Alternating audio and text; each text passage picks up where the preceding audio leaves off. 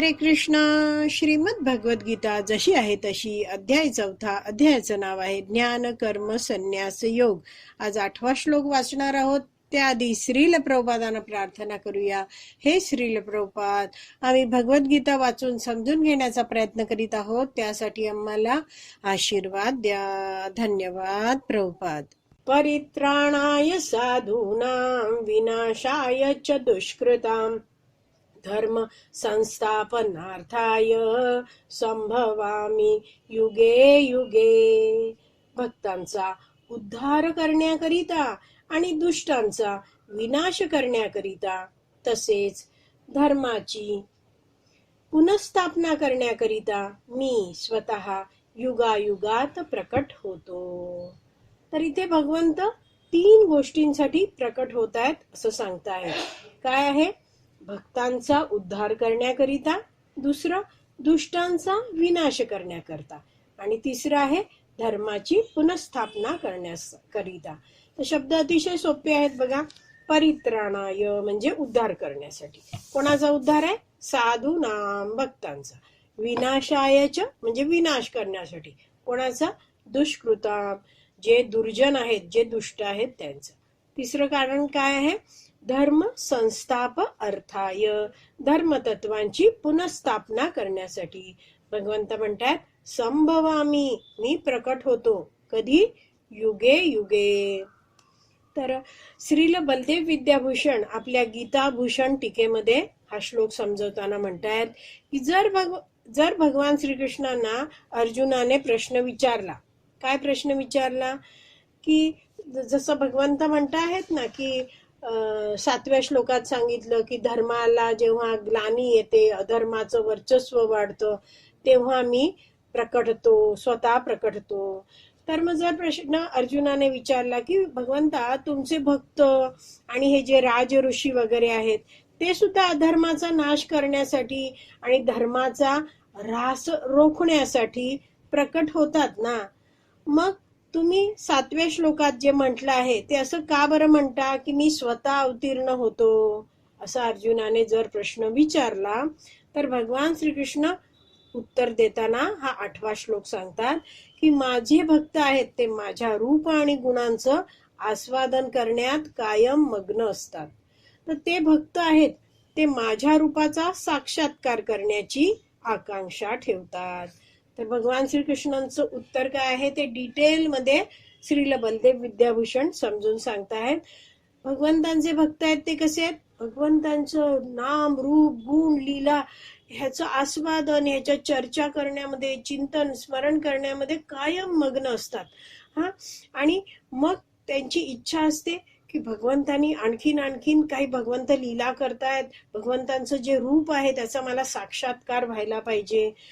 पण जेव्हा ते मला पाहत नाहीत, म्हणजे मी काही लीला करत नाहीये असं त्यांच्या लक्षात येतं की भगवंत कधी येणार अशी त्यांना चिंता आहे, मी त्यांना दिसत नाहीये, त्यामुळे असे माझे भक्त आहेत, महान भक्त, ते चिंतित होतात. आणि मग मी त्यांच्या चिंतेचे दुःख दूर करण्यासाठी माझं दिव्य रूप साक्षात प्रकट करतो. तर अशा भक्तांना आनंद देण्यासाठी भगवंत प्रकट होतात. हे पहिलं कारण आहे. त्याचा शब्द काय आहे? परित्राणाय साधूनाम. पुढे भगवान श्रीकृष्ण अर्जुनाला म्हणतात की मी रावण आणि कंस यांसारख्या दुष्कृताम म्हणजे दुष्टांचा नाश करण्यासाठी सुद्धा प्रकट होतो. तर असे दुष्ट आहेत ते लोक, दुष्ट लोक आहेत ते माझ्या भक्तांना त्रास देतात, आणि ते जे असुर आहेत ते अतिशय शक्तिशाली आहेत, आणि माझ्याशिवाय इतर कोणीही त्या असुरांना ठार करू शकत नाही, मारू शकत नाही, आणि म्हणून मी अवतरित होतो, स्वतः युगायुगात प्रकट होतो. म्हणजे दुसरं कारण आहे विनाशाय च दुष्कृताम. आता पुढे भगवान श्रीकृष्ण अर्जुनाला तिसरं कारण सांगतात की केवळ माझ्या पूजन, अर्चन, स्मरण इत्यादी लक्षणांनी युक्त असलेला शुद्ध भक्ती योग रूपी धर्म आणि वैदिक धर्म यांचा प्रचार करण्यासाठी मी प्रकट होतो. म्हणजे इथे म्हटलंय ना धर्म संस्थापनार्थाय, तर त्यासाठी म्हटलंय भगवंत काय म्हणतात, माझं पूजन अर्चन स्मरण यांनी युक्त असलेली भक्ती आहे. कशी आहे भक्ती? ही शुद्ध भक्ती आहे. तर अशा शुद्ध भक्ती योग रूपी जो धर्म आहे, वैदिक धर्म आहे, याचा प्रसार करण्यासाठी मी प्रकट होतो. याचा प्रचार करायचा आहे म्हणून मी प्रकट होतो. धर्म संस्थापनार्थाय म्हणजे भगवंत या जगतात येऊन सुंदर सुंदर लीला करतील. मग भगवंतांचे भक्त आहेत त्या लीलांचं स्मरण चिंतन चर्चा करतील. तर हा झाला शुद्ध भक्ती योग रूपी धर्म. म्हणजे आपल्याला हे कळलं की जेव्हा जेव्हा भगवंत येतात सुंदर सुंदर लीला करतात, तेव्हा भक्त आहेत त्या लीलांची चर्चा करतात एकमेकांशी आणि त्या चर्चांचं स्मरण करतात आणि त्यांना अतिशय आनंद प्राप्त होतो. वैदिक धर्माचा प्रचार म्हणजे वर्णाश्रम धर्माचा प्रचार. तर 4.13 मध्ये भगवंत पुढे आपण वाचणार आहोत, तर उपदेश देतात वर्णाश्रम धर्माबद्दल. तर ते पुढे येणार आहे. तर हा वैदिक धर्माचा प्रचार करण्यासाठी भगवंत येतात. तर श्रील बलदेव विद्याभूषण पुढे समजवतात की भगवान श्रीकृष्ण अर्जुनाला म्हणत आहेत की माझ्या अवतरित होण्याची ही 3 कारणं आहेत. जेव्हा आवश्यकता असते तेव्हा मी युगायुगात प्रकट होतो. बघा, संभवामी युगे युगे. भगवंत जरी दुष्टांचा वध करतात तरी त्यांच्यावर वैषम्यतेचा आरोप वा दोष उपस्थित होत नाही. तर पुढे श्रील बलदेव विद्याभूषण एक महत्वाचा मुद्दा मांडून समजवतायत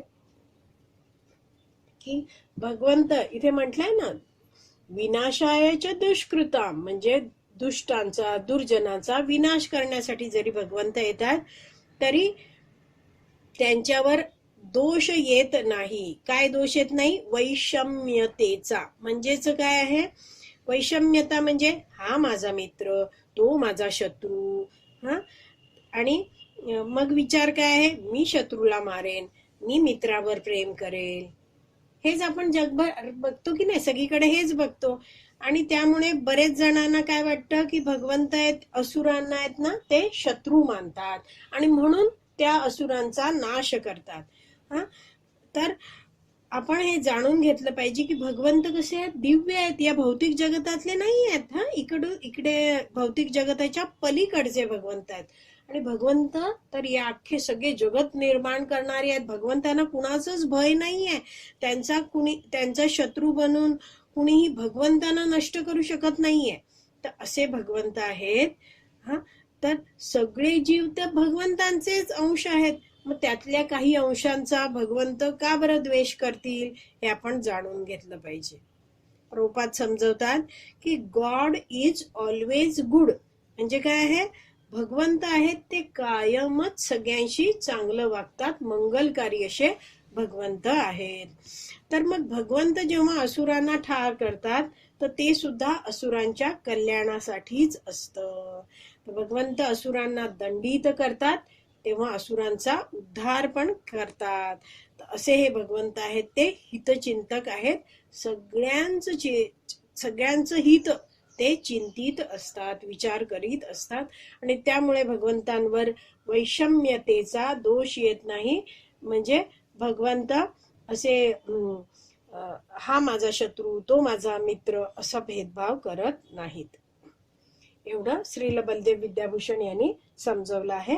आता तात्पर्य वाचायला सुरुवात करूया. भगवद्गीतेनुसार साधू म्हणजे कृष्ण भावना भावित मनुष्य होय. तर पहिल्या ओळीतच प्रभुपाद आहेत ते साधूची व्याख्या सांगताहेत. तर साधू हा शब्द कुठून आला आहे? पहिल्या ओळीतला दुसरा शब्द आहे, परित्राणाय साधू नाम. तर साधू म्हणजे केवळ दाढी जटा वाढवलेला नाहीये. तर साधू म्हणजे काय? भक्त, कृष्ण भावना भावित व्यक्ती.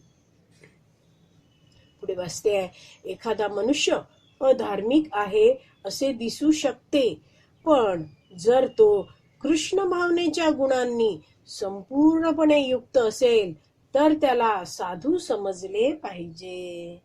तर पुढे आपण जेव्हा 9वा अध्याय वाचणार आहोत तेव्हा 30व्या श्लोकात याची चर्चा केली जाते. तर त्यामध्ये हे वाक्य सांगितलं जातं की एखादा मनुष्य आपल्याला धार्मिक आहे असं दिसतंय, अधार्मिक आहे असं दिसतंय, पण त्यांनी आता दृढपणे भक्तीत तो मग्न झाला आहे, कृष्ण भावनेच्या गुणांनी पूर्णपणे तो युक्त आहे, तर मग तो साधूच आहे. तर त्या हे समजायला वैष्णवाचार्य समजवतात की चंद्र आहे, त्याच्यावर जरी डाग असला तरी चंद्र या जगतामध्ये शीतलता, थंड किरण देतो आणि चंद्राच्या प्रकाशामुळे सगळे ज्या वनस्पती आहेत त्यांचं पोषण होतं. तसंच भक्तीमध्ये एखादा प्रयत्नशील व्यक्ती आहे आणि त्याच्यामध्ये काही आपल्याला दोष दिसतो आहे, तरी आपण जाणावं की हा जो व्यक्ती आहे तो भगवान श्रीकृष्णांना पूर्णपणे शरणागत आहे, भगवंतांच्या आज्ञांचं तो पालन करतो आहे, भक्तांच्या मार्गदर्शनात भक्त संघामध्ये भक्तीच्या नियमांचं पालन करतो आहे आणि भक्ती करून प्रामाणिकपणे भगवंतांना प्रसन्न करण्याचा प्रयत्न करतो आहे, तर अशा व्यक्तीला साधूच समजले पाहिजे. पुढे वाचते, आणि जे कृष्ण भावनेची मुळीच पर्वा करीत नाहीत त्यांना दुष्कृताम हा शब्द लागू पडतो. तर पहिल्या ओळीतले जे शब्द आहेत साधूनाम, दुष्कृतनाम, दुष्कृताम, तर याचा अर्थ इथे प्रभुपादांनी समजवलेला आहे. तर हे दुसरे व्यक्ती आहेत ते दुष्कृताम आहेत. तर कसे आहेत हे व्यक्ती सामान्य जीवनात आपण बघू शकतो. अनेक मुलं सांगतात हे की आम्ही कॉलेजमध्ये जातो तर आमचे प्रोफेसर वर्गात आम्हाला शिकवण्याला येण्याच्या आधी दाराच्या बाहेर थांबून सिगरेटचे मोठे झुरके घेतात आणि मग ती सिगरेट विझवतात आणि वर्गात येतात. तर असे हे जे नशा करणारे प्रोफेसर आहेत, शिक्षक आहेत, गुरु आहेत, ते आपल्या विद्यार्थ्यांना काय आदर्श प्रस्थापित करणार आहेत. तर शिक्षक तर खरं तर काय विद्यार्थ्याचा मार्गदर्शक असतो. आणि म्हणून म्हटलंय की शिक्षक हा जर गुणसंपन्न नाहीये तर तो विद्यार्थ्यांसमोर काय आदर्श ठेवणार आहे.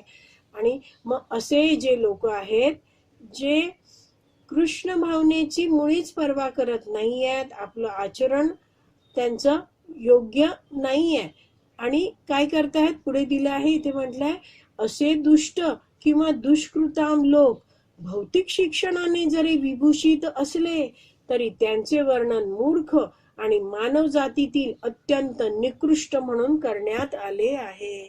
असे जरी मोठे पदव्या मिळवलेले लोक आहेत पण आचरण अतिशय खराब आहे, अयोग्य आहे, तर मग त्यांना काय म्हटलं आहे, निकृष्ट आहेत, ते मानव जातीतील निकृष्ट व्यक्ती आहेत. पुढे वाचते आहे, परंतु जे पूर्णपणे कृष्ण भावनेमध्ये संलग्न आहेत ते जरी अशिक्षित किंवा असंस्कृत असले तरी त्यांना साधू म्हणून मानले पाहिजे. तर इथे शब्द काय दिला आहे, पूर्णपणे कृष्ण भावनेमध्ये संलग्न आहेत. तर ज्यांनी पूर्ण कृष्ण भावना स्वीकारली आहे, पूर्णपणे भगवंतांना ते शरणागत आहेत, काया वाचा मनाने कृष्ण भक्तीमध्ये मग्न आहेत, असे व्यक्ती आहेत.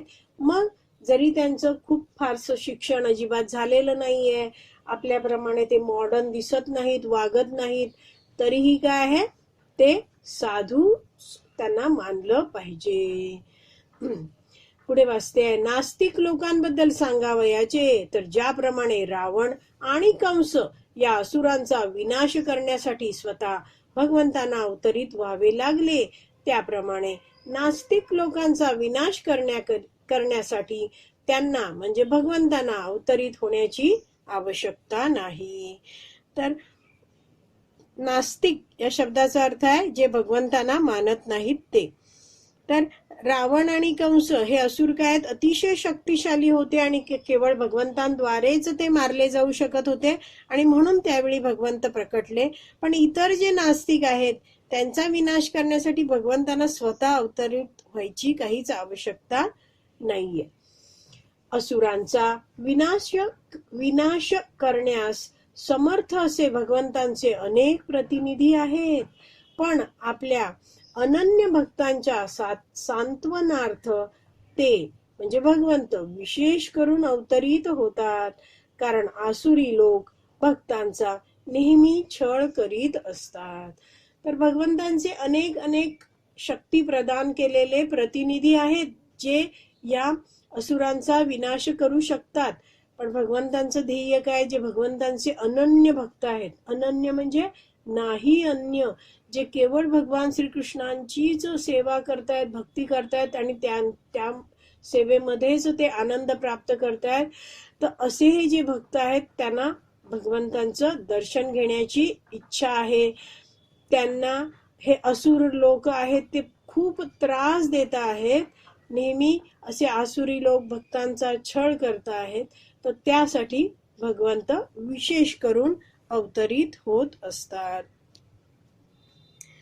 तर जसं हा जो छळ असतो तो कशा प्रकारे केला जातो? शारीरिक छळ केला जातो. वाणीने जे त्यांना खूप वाईट वाईट बोलून छळ केला जातो. मानसिक रित्या तो म्हणजे इतकं वाईट बोललं जातं की भावना दुखावल्या जातील असं. तर अशा प्रकारे काय आहे, हा छळ केला जातो. आणि म्हणून पुढे म्हटलं आहे की एखादा भक्त जरी असुरांचा नातलग असला तरी असुरांकडून त्या भक्ताचा छळ होतो. तर प्रभुपाद आता उदाहरण देत आहेत आपल्याला. प्रल्हाद महाराज जरी हिरण्यकश्यपूचे पुत्र असले तरी त्यांच्या पित्याकडून त्यांचा म्हणजे प्रल्हाद महाराजांचा छळ झालाच. तर असुर कोण आहेत? नातलग आहेत. म्हणजे प्रल्हाद महाराज हे महान भक्त आहेत, बाबा आहेत. हिरण्यकश्यपू ते असुर आहेत आणि त्यामुळे ते आपल्या मुलाचा खूप छळ करायचे.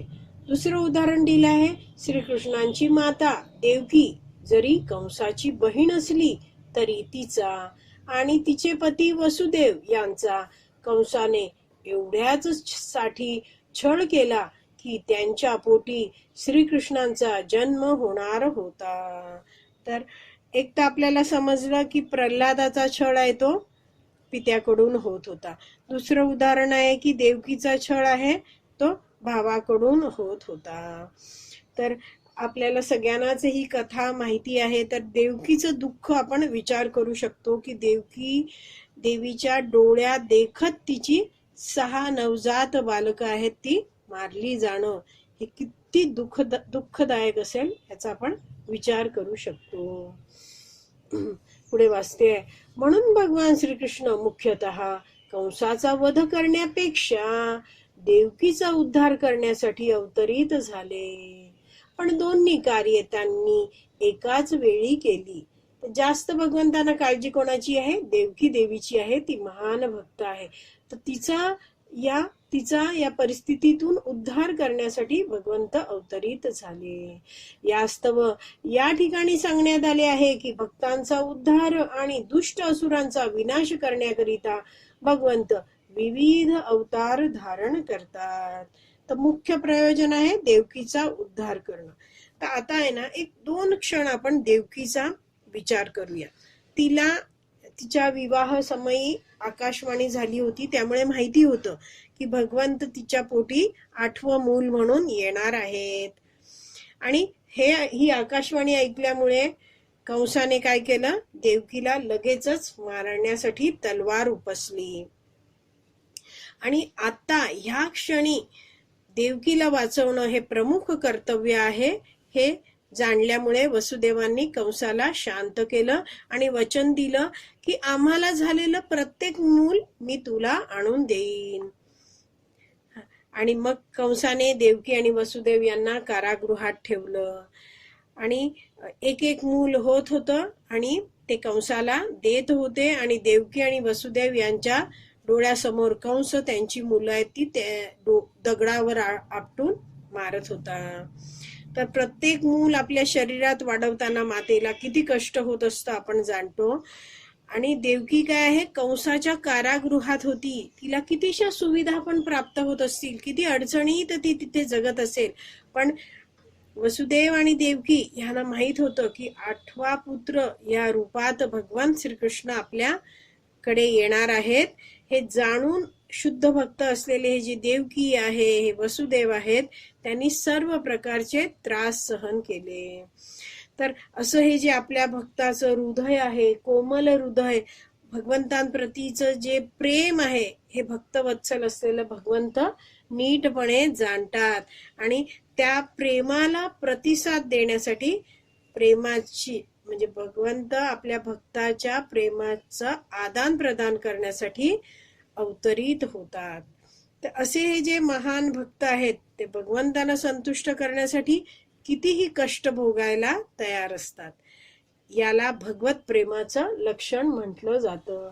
तर असे जे महान महान भक्त आहेत, त्यांचा उद्धार करण्यासाठी भगवंत विशेष करून अवतरित होतात. आता उरलेलं तात्पर्य आपण पुढच्या भागात वाचणार आहोत. आज इथेच विराम देऊया. श्रीमद भगवत गीता की जय. श्रील प्रभुपाद की जय. हरी बोल.